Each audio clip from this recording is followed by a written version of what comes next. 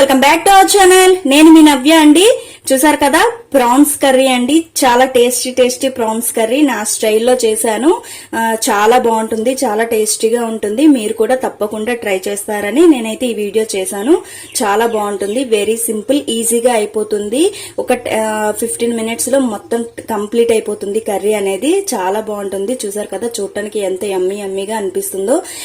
ఇది రైస్ లో కానీ లేదంటే రోటీలోకైనా చాలా టేస్టీగా ఉంటుంది. మీరు తప్పకుండా ట్రై చేయండి. ఇప్పుడు కర్రీ ఎలా చేయాలో నేనైతే చూపించేస్తాను. నేను స్టవ్ ఆన్ చేసి పెట్టుకున్నాను. మన పాన్ అయితే హీట్ ఎక్కింది. దీంట్లో కొంచెం ఆయిల్ వేసుకుందాం. ఇప్పుడు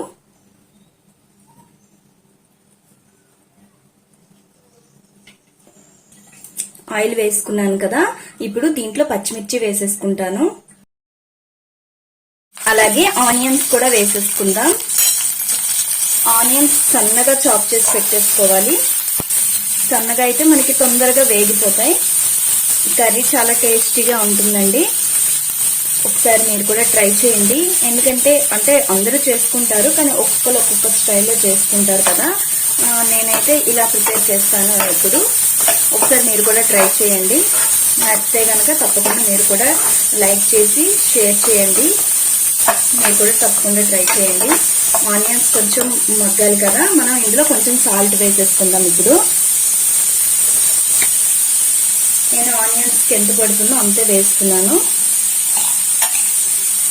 అలాగే కరివేపాకు కూడా ఇందులో వేసేసుకున్నాం. ఫ్రెష్ కరివేపాకు, ఇది వాష్ చేసి పెట్టుకున్నాను. ఇందులో వేసేద్దాం. ఫ్రెష్గా అయితే ఏంటంటే మనకి మంచి అరోమా వస్తుంది, చాలా మంచి ఫ్లేవర్ వస్తుంది. దీన్ని కొంచెం మంచిగా ఇలా కలిపేసుకుందాం. ఆనియన్స్ అంతా మంచిగా మగ్గిపోయిన తర్వాత ఇందులో నేను ఒక మసాలా పేస్ట్ ప్రిపేర్ చేస్తాను. అది మీకు చూపిస్తాను. ఆనియన్స్ మగ్గేంత వరకు చాలా టేస్టీగా ఉంటుంది. ఇప్పుడు కాసేపు మూత పెట్టేసుకుందాం. ఒక 5 మినిట్స్ అయ్యేంత వరకు ఉంచుకుందాం. ఈలోగా మసాలా ఎలా ప్రిపేర్ చేయాలో మీకు చూపిస్తాను. ఇక్కడ ముందుగా నేను ఒక మిక్సీ జార్లో నేను కొంచెం ఆనియన్స్ ని కొంచెం చిన్న పీసెస్ గా కట్ చేసి వేసుకున్నాను. మనం ఆల్రెడీ పోపులో వేసాం, కానీ పేస్ట్ లో కూడా వేస్తే బాగుంటుందని చెప్పేసి నేను ఇలా వేస్తున్నాను. అలాగే ఇందులో కొంచెం అల్లం, కొంచెం వెల్లుల్లి వేసుకుంటున్నాను.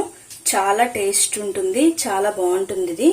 అలాగే కొంచెం గసగసాలు తీసుకుంటున్నాను. గసగసాలు కూడా మంచి టేస్ట్ ఇస్తాయి. అలాగే నేను ఇక్కడ కొబ్బరిని ఆల్రెడీ తురిమేసుకున్నాను. కొబ్బరిని కూడా వేసేసుకుంటున్నాను. మీ దగ్గర గనక కొబ్బరి కాకుండా కొబ్బరి పాలున్నా కూడా పర్వాలేదు, వేసేసుకోవచ్చు. అంటే మనం కర్రీ అయిన తర్వాత, అంటే పోపు అన్ని వేసుకున్న తర్వాత మనం కొబ్బరి పాలు వేసేసుకుంటే కనుక చాలా కమ్మగా ఉంటుంది కూర అనేది. నేనైతే ఇక్కడ కొబ్బరినే వేసేస్తున్నాను డైరెక్ట్ గా. అలాగే కొంచెం ఒక మీడియం సైజ్ టమాటో కూడా వేసేసుకుంటున్నాను. ఇది పేస్ట్ గా చేసేసుకుందాం, ఫైన్ పేస్ట్ గా చేసుకుందాం. చూసారా, ఇక్కడ మసాలా పేస్ట్ అయితే ప్రిపేర్ అయిపోయింది. ఫైన్ గా పేస్ట్ చేసేసుకున్నాను. దీన్ని మనం ఇప్పుడు ఆనియన్స్ అక్కడ ఫ్రై చేసుకుంటున్నాం కదా, అందులో యాడ్ చేసేసుకుందాం. మన ఆనియన్స్ అయితే మంచిగా ఫ్రై అయిపోయాయి. చూసారు కదా, మంచి బ్రౌన్ కలర్ వచ్చింది. ఒకసారి ఇలా కూడా ట్రై చేయండి. ఇప్పుడు ఇందులో నేను వేసేస్తాను. మనం ఆల్రెడీ పేస్ట్ చేసుకున్నాం కదా, ఆ పేస్ట్ ని ఇందులో వేసేస్తాను. మనం కొబ్బరి వేయటం వల్ల మంచి కమ్మదనం వస్తుంది ప్రాన్స్ కర్రీకి, చాలా బాగుంటుంది.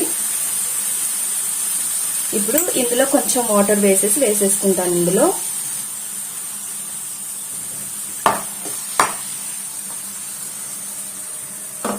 చూసారు కదా, మంచిగా కలిపేసుకున్నాం. ఇప్పుడు మనకి గ్రేవీ అంతా పచ్చివాసన పోయేంత వరకు మంచిగా ఇలా వేయించుకున్నాం.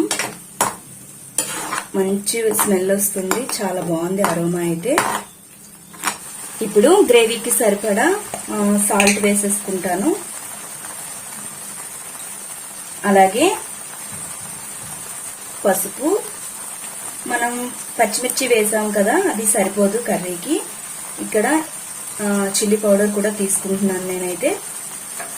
మనం ఎంత కారం తింటాము అనే దాన్ని బట్టి బేస్ అయి ఉంటుంది. ఇప్పుడు దీన్ని మంచిగా కలిపేసుకుందాం. తొందరగా అయిపోతుంది, కర్రీ కూడా చాలా తొందరగా అయిపోతుంది. ప్రాన్స్ కూడా మంచిగా తొందరగానే ఉడికిపోతాయి. మన గ్రేవీ అయితే ఆల్మోస్ట్ దగ్గర పడిపోయింది, చూసారు కదా, మంచి స్మెల్ అయితే వస్తుంది. చూసారు కదా, మన గ్రేవీ అంతా మంచిగా దగ్గర పడిపోయింది, అయిపోయింది. ఇప్పుడు ఇందులో నేను ఆల్రెడీ వాష్ చేసి పెట్టేసుకున్నాను ప్రాన్స్ ని, అవి వేసేస్తాను ఇందులో. నేనైతే ప్రాన్స్ ని మంచిగా లెమన్, పసుపు అలాగే ఉప్పు వేసేసుకొని మంచిగా వాష్ చేసేసుకుంటాను. అలా అయితే మనకి నీచు వాసన అనేది పోతుంది.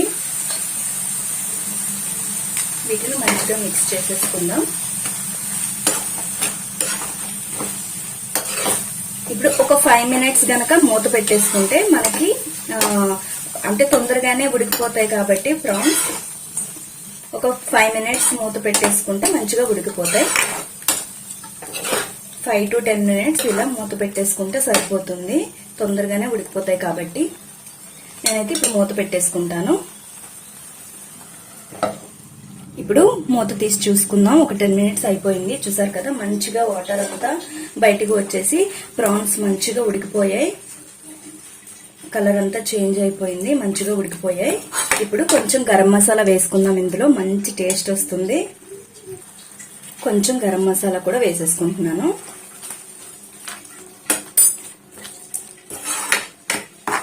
లాస్ట్ లో గరం మసాలా వేసుకుంటే ఏంటంటే అరోమా అనేది ఇంకా కొంచెం ఎక్కువ ఎన్హాన్స్ అవుతుంది, చాలా బాగుంటుంది.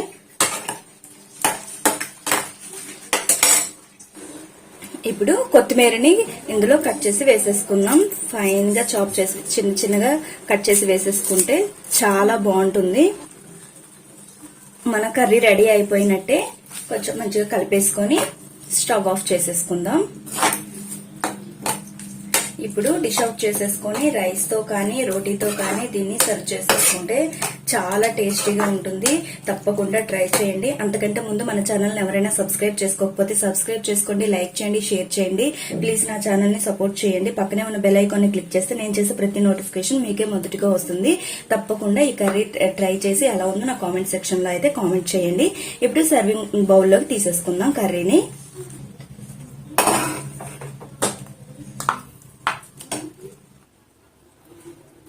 చూసారు కదా, మన కర్రీ అయితే రెడీ అయిపోయింది. వేడి వేడిగా ఉంది. మరి ఎందుకంటే ఆలస్యం, మీరు కూడా తప్పకుండా ట్రై చేయండి, చాలా టేస్టీగా ఉంటుంది. Please subscribe my channel. Stay safe, stay home. Thank you.